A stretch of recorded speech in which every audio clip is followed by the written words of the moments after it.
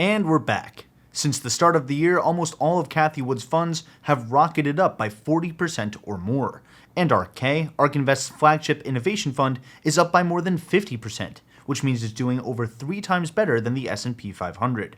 But these same ARK Invest funds crashed by up to 75% just last year. So, is investing in innovation becoming a safe bet, or are ARK Invest funds too focused on the future to keep performing well in the present? Your time is valuable, so let's get right into it.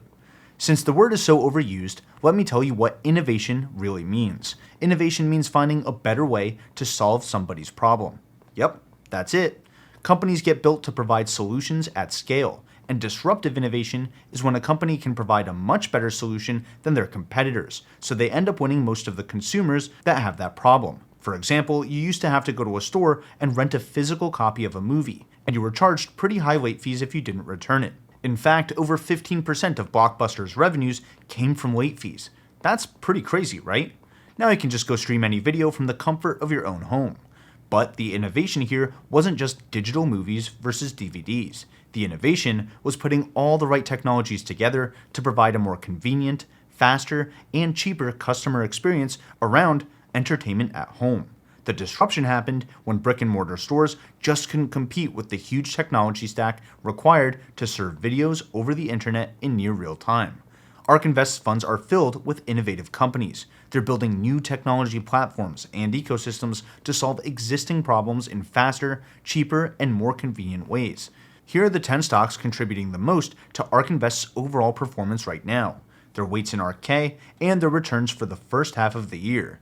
Their highest performing picks right now are Palantir, Meta Platforms, DraftKings, Tesla, Coinbase, Exact Sciences, Shopify, Pacific Biosciences, Roku, and 10x Genomics. Only 2 of these companies are even in the S&P 500 at all. Meta Platforms, which is only about 0.5% of ARK Invest's fund, and Tesla, which is actually in the top spot, but Cathie Wood has been holding that stock since way before it was in the S&P 500 or the NASDAQ. So let me explain the science behind some of ARK Invest's biggest winners of the year so far. I'll also show you the market trends that could make them winners for years to come. Whether you're an investor or not, the future is getting very exciting. Let's start with genomics. Most instruments today force scientists to choose between seeing an entire cell or tissue sample, but at low resolution, or getting a very detailed view of just a small piece of the sample. It's hard to get both context and resolution with today's sensors. So to do better research, we need better instruments. 10x Genomics builds instruments and software to analyze biological samples, like cells or tissues. Their systems let scientists separate out tens of thousands of cells from a sample into individual droplets. Then, using a special chemical process and a tagging method, scientists can capture and decode information on DNA, RNA, and proteins from these individual cells.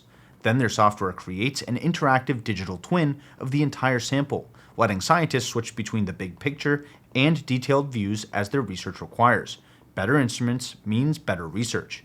At a high level, short-read sequencing breaks a genome down into small chunks and then sequences those small chunks in parallel.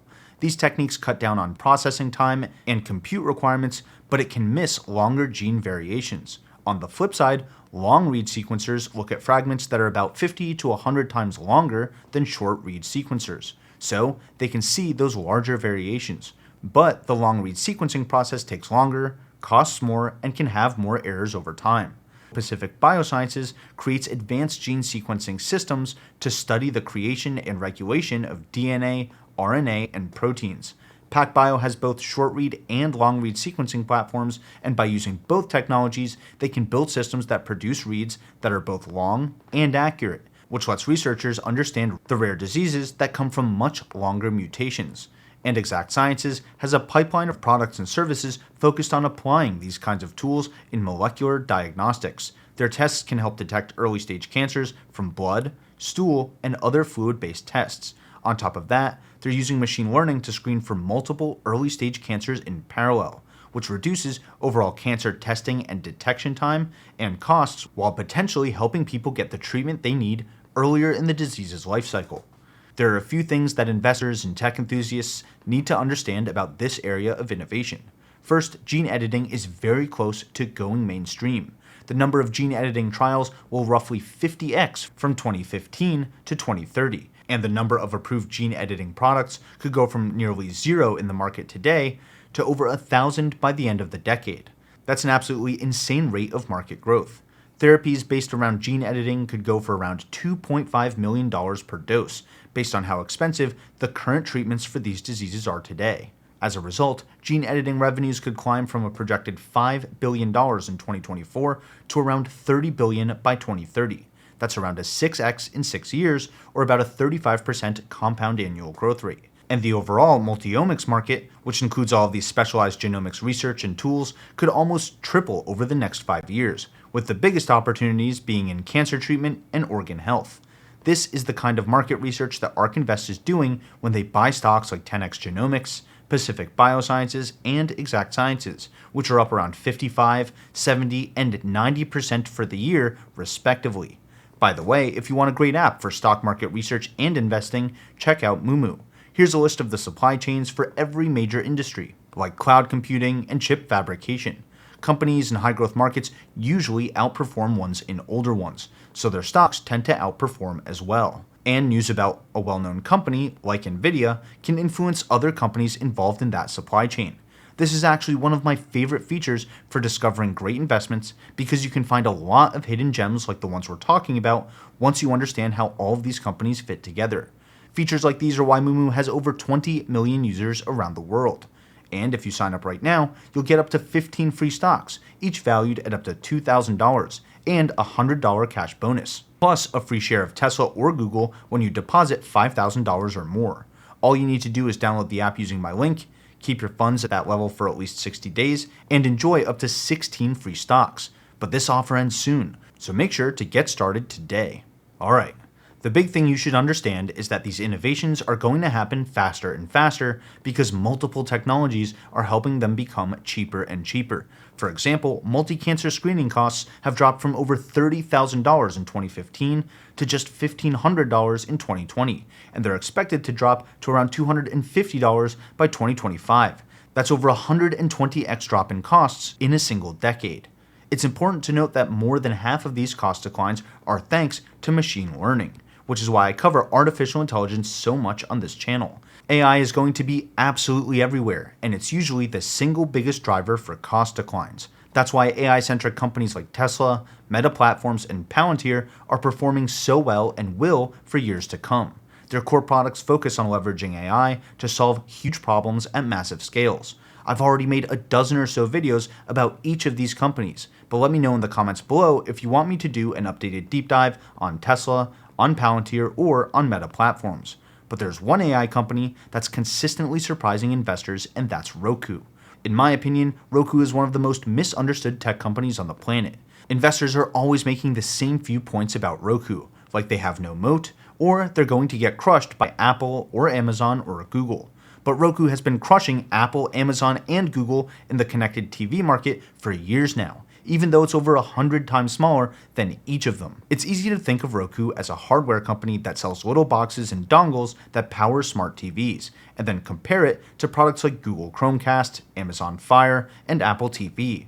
But Roku owns around 43% of the North American connected TV market, which is more than their next 3 competitors combined. What you need to realize is that Roku is a software company, not a hardware company. Roku uses several different machine learning techniques to match users, content, and advertisements. For example, collaborative filtering is where you get grouped with other similar users based on the types of content that you tend to watch and engage with. Now imagine that everyone in your group got together and built a list of top 20 movies. The recommendations you would get from Roku is that list filtered down to the ones that you haven't seen yet. So one way that Roku can innovate is by finding better ways to group users together and make better recommendations for content and advertisements. Another way could be by grouping content together to make recommendations based on content that you already like. That's called content filtering. If you like 300, you'll like Gladiator. If you like Pulp Fiction, check out The Italian Job. If you like the ending of Yellowstone, you'll love the writing in Twilight. Seriously? Did the writers even try with this last season? Roku actually uses collaborative and content filtering to match users and content and decide which ads to show them. All the way back in 2019, data showed that Roku-only users were twice as likely to feel that advertisements were relevant to them compared to those who used Amazon Fire or Apple TV. The reason that Roku is winning this race is the same reason that Tesla is winning the race for self-driving cars. Roku has a massive data lead that only compounds as they keep winning clicks. The next obvious question is, why would anybody want their TVs on Roku's operating system over one built by Google or Apple? The answer is because Roku's operating system is specifically designed for TVs, while Apple's, Google's, and Amazon's simply aren't trying to do that. For example, Apple TV focuses on features that help it be a part of the larger Apple ecosystem, like working really well with the iPhone. Apple is also pivoting to virtual and augmented reality with their new Vision Pro headset. And Google's TV operating system is built on Android, not from the ground up for TVs. Amazon's TV operating system is actually also built on Android, and in my opinion, purpose-built solutions will always beat out generalized ones. And in winner-take-most markets, that really matters. And the connected TV market is a winner-take-most market, and it still has a ton of growth ahead of it, since over 80% of households have at least one connected TV, but CTV ads only account for less than a quarter of all TV ad spend. I think that's pretty crazy, considering digital advertising lets advertisers target specific demographics and measure a lot more data. ARK Invest expects connected TV ad spend to grow at about 20% per year through 2027, while linear TV ad spend declines at around 8% per year. That's a massive disruption, and Roku is at the center of it. The next set of companies I want to talk about is DraftKings, Coinbase, and Shopify. Now, I know what you're thinking. What the heck do these three companies have in common? Actually, a lot more than you think. That's why they're all in the top 5 holdings of ARK-F, ARK Invest's FinTech Innovation Fund. They're also big holdings in ARK-W, ARK Invest's Next Generation Internet Fund, and they're all top 10 holdings in their flagship innovation fund, ARK-K. The big concept that ties them together is something called frictionless value transfer, a term that I first heard from ARK Invest's Big Ideas back in 2018. Frictionless value transfer is about making transactions and exchanges as simple and seamless as possible, by cutting out as many steps and middlemen as possible. We actually covered a few examples of frictionless value transfer in this video, like streaming versus 2 trips to a store to rent and return a video. Other examples of frictionless value transfer are content recommendations, mobile banking, telemedicine, online gaming and gambling, cryptocurrency, and e-commerce. For example, DraftKings has a suite of integrated apps for paid fantasy sports, online sports betting, and casino gaming. They're separate apps because each of these activities gets regulated differently in multiple US states, but they're actually all integrated as well, in the sense that they can use data from each of their apps to target and personalize experiences on the other ones. For example, if a male in his early 20s from Nevada has $20 in his DraftKings wallet, and DraftKings knows that he likes UFC and football, DraftKings can offer him entry into a UFC-themed prize pool in fantasy sports, a specific sports bet on an upcoming UFC fight, and for him to try a football-themed blackjack game while he's waiting for that fight to start. They also merged with a company called SB Tech, which uses some of the same machine learning techniques that I talked about earlier to match people to different tailor-made bets based on the sports they watch, the players they like, and the other bets they've made across the DraftKings ecosystem. Regardless of your own moral position on gambling, think about it this way. The first wager in recorded history was made over 4,000 years ago. So this is an example of a digital platform using AI to innovate in one of the oldest pastimes in human history. DraftKings is ARK Invest's 9th biggest position overall, and has close to tripled in price since the start of the year. Overall, I think a lot of ARK Invest's top holdings have a large amount of intangible assets, like data, algorithms, and patents that make them very hard to value.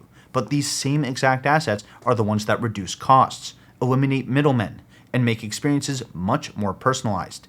And we're seeing these same trends in entertainment, banking, shopping, healthcare, and every other centuries-old market in the world. And to me, that's a future worth investing in. But there's one more massive AI breakthrough that you need to know about, so make sure to check out this episode next. And if you feel I've earned it, consider hitting the like button and subscribing to the channel. That lets me know to put out more content like this. Either way, thanks for watching, and until next time, this is ticker symbol U. My name is Alex, reminding you that the best investment you can make is in you.